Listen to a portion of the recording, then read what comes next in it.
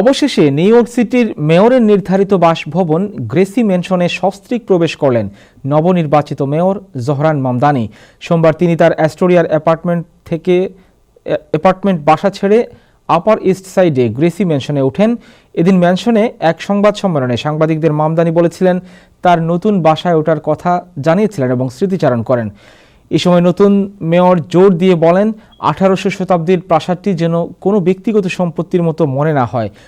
পরিবর্তে মামদানি বারবার গ্রেসিকে জনগণের বাড়ি হিসেবে উল্লেখ করেন এবং তার বাসভবন জনগণের জন্য উন্মুক্ত থাকবে বলে ঘোষণা করেন। অপরদিকে অ্যাস্টোরিয়ায় তার অ্যাপার্টমেন্টের বিষয়ে মামদানি বলেন এই মাসের শেষে তাদের চুক্তির মেয়াদ শেষ হচ্ছে এবং তার সিকিউরিটি ডিপোজিটের অর্থ দিয়েই শেষ ভাড়া পরিশোধ হয়ে যাবে।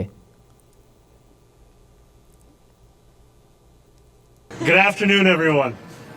Today, Rama and I feel lucky to participate in a ritual that so many New Yorkers have experienced at various meaningful moments in their lives, beginning a new chapter by moving to a different part of the city that we call home.